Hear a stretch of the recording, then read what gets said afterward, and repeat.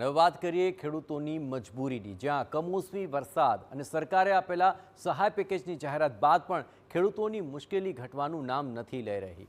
ખેડૂતો ટેકાના ભાવે મગફળી વેચવાને બદલે ખુલ્લી હરાજીમાં પોતાનો પાક વેચવા માટે મજબૂર બન્યા છે। ખેડૂતોનું કહેવું છે કે ખુલ્લી હરાજીમાં પૂરતા ભાવ નથી મળતા, પરંતુ શિયાળુ પાકનું વાવેતર કરવા માટે પૈસાની તાતી જરૂરિયાત હોવાથી ઓછા પૈસામાં પણ પાક વેચવો પડે છે। અને સાથે જ ખેડૂતોનો દાવો છે કે જૂનાગઢ માર્કેટ યાર્ડમાં પાકના સેમ્પલ ફેલ જવા, કતારમાં ઊભા રહેવું, આવી તો અનેક મુશ્કેલીઓને લીધે તેમને ખુલ્લી હરાજીમાં પાકનું વેચાણ કરવાનો વારો આવ્યો છે। હરાજી મની રિજેક્ટ થાય છે એટલે વેચી છે।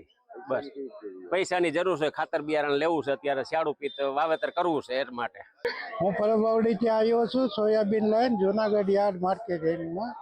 મારા સોયાબીનનો ભાવ 895 રૂપિયા આવ્યો છે। 54 કટ્ટા હતા, અંદાજે 130 મણ જેવું છે। પૈસાની જરૂરિયાતના હિસાબે બીજી તરફ જૂનાગઢ માર્કેટ યાર્ડના સેક્રેટરીનું કહેવું છે કે આ વખતે મગફળી, તલ, સોયાબીન આ સહિતના પાકની સારી આવક નોંધાય છે। તેમણે ખેડૂતોને સારા ભાવ મળી રહ્યા હોવાનો પણ દાવો કર્યો છે। સારી આવક છે, સાથે સાથે ખેડૂતોને હાલમાં જોઈએ તો ભાવ પણ સારા મળી રહ્યા છે। સોયાબીનમાં જોઈએ તો આજના 850 થી 950 રૂપિયા એવરેજ ક્વોલિટીના ભાવ છે, અને પ્રીમિયમ ક્વોલિટી અને સીડ ક્વોલિટીમાં જોઈએ તો 1100 થી 1200 રૂપિયા પ્રતિ 20 કિલોના ભાવ છે। મગફળીમાં વેરાયટી વાઇઝ અલગ અલગ ભાવ છે। 900 રૂપિયાથી લઈને 1400 રૂપિયા લગી મગફળીમાં અલગ અલગ વેરાયટી અને ગુણવત્તાના આધારે ખેડૂતોને ભાવ મળી રહ્યા છે।